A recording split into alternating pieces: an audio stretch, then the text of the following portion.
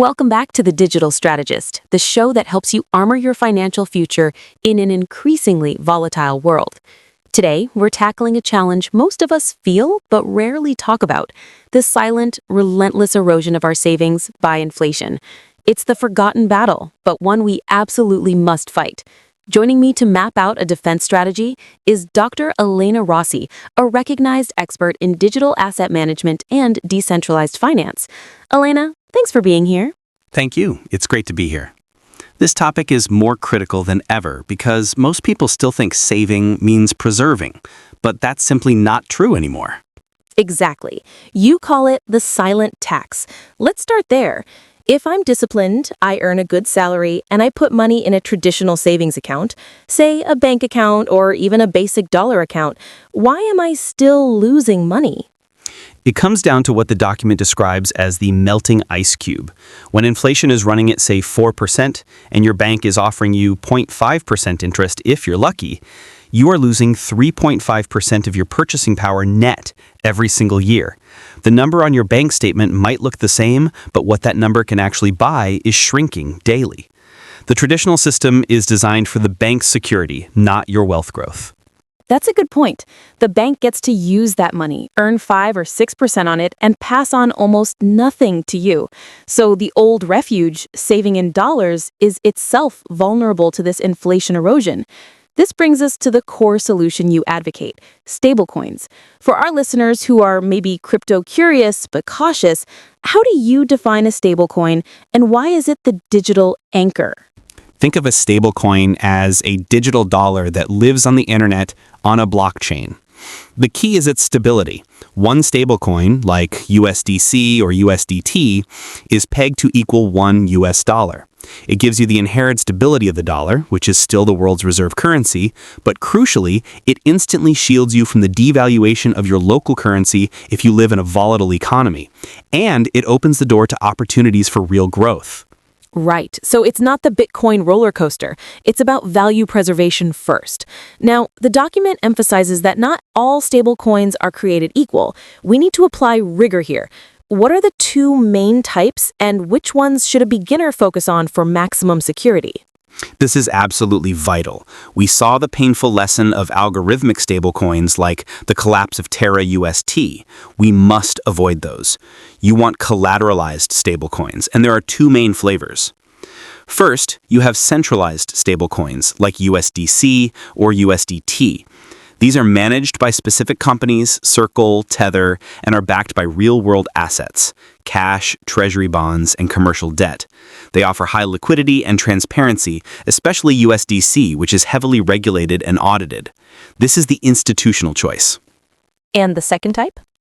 The second type is decentralized stablecoins, like DAI. This is more interesting because its stability isn't maintained by a central company, but by code, smart contracts.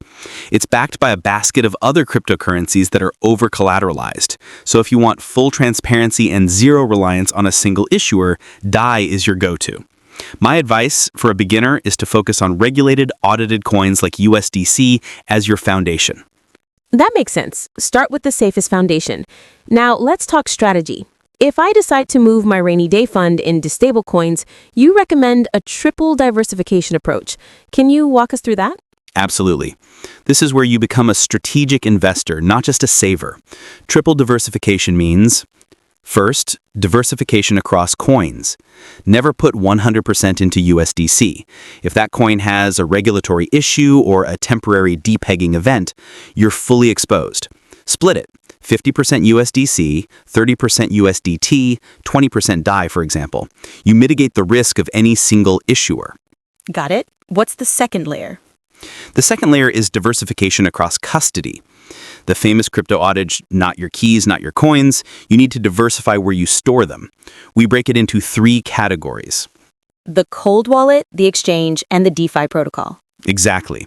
For your emergency fund, say 6 to 12 months of expenses, it goes into a cold wallet, a physical device. This is total control, minimal risk, but zero yield. For day-to-day liquidity, use a regulated centralized exchange like Kraken or Coinbase. Moderate control, low yield. And finally, for growth, You use DeFi protocols like AAVE or Compound. This is where the magic happens, but it comes with higher complexity and risk. And speaking of magic, let's unlock that third layer, maximizing yield. How does DeFi allow stablecoins to generate 5%, 8%, or even 10% APY when my bank offers 0.5%? It's because in DeFi, you cut out the middleman, the bank. You are essentially lending your capital directly to other users or providing liquidity for exchanges, and you are earning the full interest or transaction fees. The two main strategies are staking and lending and yield farming. Lending is like renting out a parking spot. You deposit your stablecoins into a protocol like AAVE, and borrowers pay you interest. It's relatively low risk within the smart contract environment and gives you those sustainable 5 to 10% APYs. And yield farming. Yield farming is more complex, like setting up a gas station. You deposit two assets into a pool, say USDC and Ethereum. This facilitates trading between those two assets, and you earn transaction fees. It's often higher yield, but carries risks like impermanent loss, although that risk is minimal if you stick to pools of correlated assets, like USDC, USDT.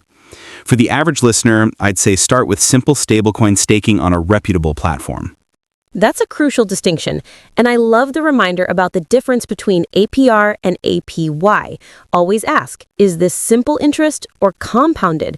Because compounding daily, or even per block and DeFi, is where Einstein's eighth wonder of the world really kicks in.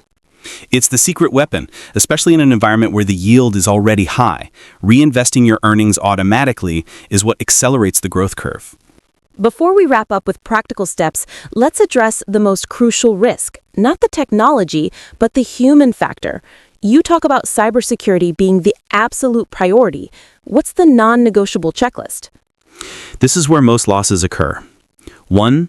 Cold wallet for your majority savings, period. 2. Use app-based two-factor authentication like Google Authenticator, never SMS because of SIM swapping attacks. 3. Your recovery seed phrase, the master key to your digital vault, must never be stored digitally. Write it on paper or engrave it on metal and store it offsite. That's powerful advice. So, Elena, for the listener who's been listening intently, who has that melting ice cube in their traditional bank account, what is their absolute first step right now to move from passive saver to strategic investor? Start small. Take 1% of your savings, an amount you're comfortable experimenting with, and open an account on a highly regulated exchange like Coinbase or Kraken. Buy $100 of USDC. That is the first step. You now have exposure to a superior form of savings. Then begin the process of understanding the different custody options and diversification. The journey of expertise is continuous, but action must be the first step. Action must be the first step. A perfect note to end on. Elena, thank you so much for breaking down this strategy with such clarity.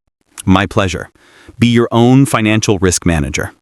And to our listeners, remember, inflation is relentless, but so should be your strategy. We've given you the roadmap to transform your passive savings into an armored asset that works for you 24/7. We'll be back next week with more on protecting your financial future.